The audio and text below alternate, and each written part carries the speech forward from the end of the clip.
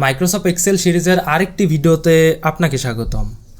তো এখানে একটা লিস্ট দেয়া আছে যেখানে তিনটা নাম দেয়া আছে, ওয়াটারমেলন, বাংলাদেশ অ্যান্ড ইন্ডিয়া। তো আমি যদি চাই এই ওয়াটারমেলন নামটা থেকে ওয়াটার শব্দটা রাখতে এবং মিলন শব্দটা কেটে দিতে, তাহলে আমি কিভাবে করব? তো এই কাটাকাটি করার জন্য মাইক্রোসফট এক্সেলে লেফট নামে একটা ফাংশনই দেয়া আছে। আমরা এই লেফট ফাংশনের সহায়তা নিব। Equal sign LEFT, left, first bracket শুরু। আমি কোন শব্দটা কাটতে চাই?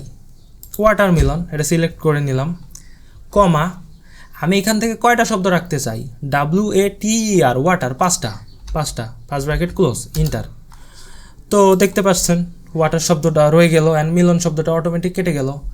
তো সেম বাংলাদেশ থেকে আমি বাংলা শব্দটা রাখতে চাই এবং দেশ শব্দটা কাটতে চাই। Equal sign LEFT, left, first bracket শুরু। বাংলাদেশের যে বক্সটা এটা সিলেক্ট করলাম। কমা, বাংলা শব্দটা রাখতে চাই BANGLA, বাংলা, চারটা, দুইটা, ছয়টা, তাহলে 6, ফার্স্ট ব্র্যাকেট ক্লোজ।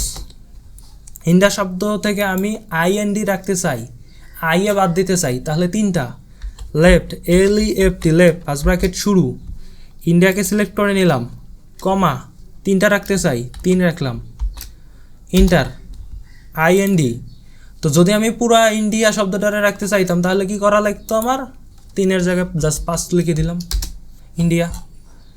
যদি আমি আই পর্যন্ত রাখতে চাই তাহলে 4, INDI। আশা করি বুঝতে পারছেন কিভাবে মাইক্রোসফট এক্সেল ব্যবহার করে কোনো শব্দের মধ্যে কাটাকাটি করা যায়।